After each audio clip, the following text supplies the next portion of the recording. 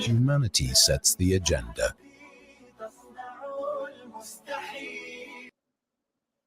The time is just gone 9:53 a.m. We continue as we head towards closure. And yesterday being Africa Day, looking at the African continent now, the African continent, a large percentage of the African continent are Muslims and of the Islamic faith. And looking at the Islamic value system. Now, as Africa celebrated and commemorated Africa Day yesterday, let us look at it from an Islamic perspective. And let us remember one thing, that Islam came to Africa even before it went to Medina, even before it went to India and before it went to the rest of the world. And that was at the time of the first Hijrah, with the persecution of the early Muslims, and they had come across to Africa, and Africa had embraced those that had come, and this is where Islam had first come on the African continent. And we joined on the line this morning to tell us more, to talk about Africa, to talk about Islamic values and how they can contribute towards strengthening African unity. We're joined by the leader of the Jama-ah party, Ganief Hendricks. Ganief, assalamu alaikum wa rahmatullahi wa barakatuh. Welcome, and mashallah, looking very good in that Malaysian shirt and that Indonesian kufiya that you are wearing. Shukran, thank you very much. Yes, we have to remember where we come from. And as you know, my great-great-grandmother was an Indonesian slave, and her grandson was the first to perform the Hajj. She was captured by a Dutch person, but her husband allowed her to practice her religion. And her son or grandson or great-grandson must go into the history, was the first person that went on pilgrimage. They call him Karel the Pilgrim. Oh, Alhamdulillah. Right, Buta Ganief, let's talk about Africa Day. And we know the South African Parliament had that discussion, but also the point that I had made is a fair amount of the African continent is made up of a Muslim population. Islamic values very, very important. We know we are united as a Muslim community. We have one Allah, we have the one Quran, we have one religion. But let's talk about strengthening African unity with Islamic values. No, look, I took part in the debate and I spoke about the three very important principles during the fight for liberation from colonialism. And that was the land, self-determination, and the concept of Ubuntu. I then, when explained the concept of Ubuntu and stated that this is a key concept in African philosophy, it is one that is in line with the teachings of Islam. And these teachings are indeed rooted in Islam's primary sources. Together, they reinforce universal values that include, among others, honesty, humbleness, goodness, kindness, respect, and I would like to add compassion and charity, because that is how South Africans are seeing Muslims in this country, and also in many parts of the world where Muslim NGOs are very active. I also spoke about 1974 when I was in Libya, and Gaddafi came up with a green book. Here's the green book. I don't know if you can see the green book. And he felt that there's a need for a new Muslim civilization, and that the principles of his third universal theory will help to create a United States of Africa. So I made Parliament understand that Muslims, I didn't speak about the Sharia. If you speak Sharia, then they all throw their hands up in the air. I spoke about Islamic rulings that govern our lives, and that is what I'm trying to do in Parliament, to explain Islamic rulings. And everything I say is, I tried to my best ability, Allah knows best, that is based on Islamic rulings. And I also made a point that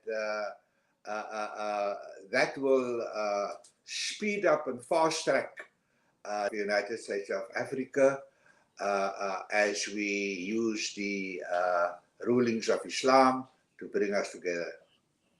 Well, certainly, and also I think looking at Africa and where we have come from, our colonial past, and we still have got these colonizers that have got a huge influence that determine the future and determine the direction that Africa needs to take on a political level, on an economic level, and in more ways than one. And this is now the sentiment that is being expressed that it is up to Africa to determine its own destiny, to determine its own future. And this is where, when we talk of a value system, it has got to, that future has got to be determined by a value system that is ethical, that is upright, that is in more ways than one. And this is the only way, Buta Ganief, that we as an African continent can move forward.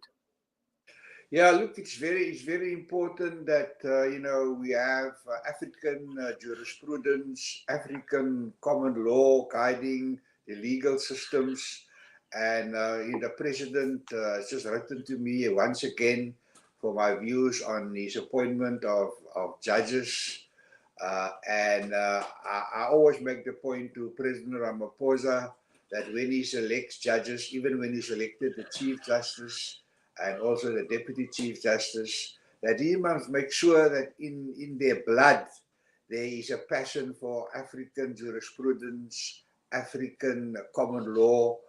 And Islam played a very important role in developing African jurisprudence and African common law. Because African leaders in Africa, even before Timbuktu, they made a lot of contributed to the legal system. And we know Al-Azhar University has contributed significantly, not only to benefit Muslims, but all Africans. So we are continuing to put the narrative that our members of parliament must not be hostile to Islamic issues and Islamic matters. They always bring up ISIS, as part of the Islamophobia campaign of the ATM, of the ACDP, of the DA. They always try and push in ISIS. I don't know for anything, they nowadays is Ukraine. That every budget debate, and there are 40 debates, the DA mentions Ukraine. But in these debates, which are of national importance, like Africa Day, we still find political parties trying to have a go at Islam. So I made the point, that it's time to understand, like you said earlier on, Africa, nearly 60-70% are Muslims. There are African women wearing the hijab who are leaders of countries. We also know that in the United Nations, the Deputy General Secretary, she wears hijab, and that they shouldn't be put off, and they should rather, learn more about Islamic rulings.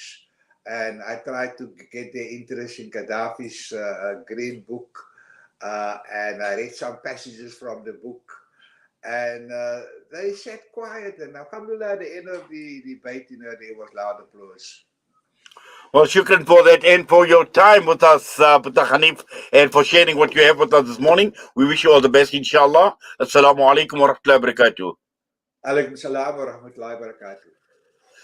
That was Ganief Hendricks, the leader of the Jama-ah party, and I see a WhatsApp comment come through from Faisal. Sorry to sound pessimistic. The democratic project in Africa is dead. And yes, Faisal, we couldn't agree more. But remember, the democracy is a fallacy, and not only here on the African continent, but right across the entire world. And there are massive question marks that are raised against what the term democracy really means in the true sense of the word. Next up, we've got Sheikh Tawfiq Ibn Asayikh with the Quran recitation. But for now, I'm going to be signing off from myself and the team. Assalamu alaikum wa rahmatullahi wa barakatuh.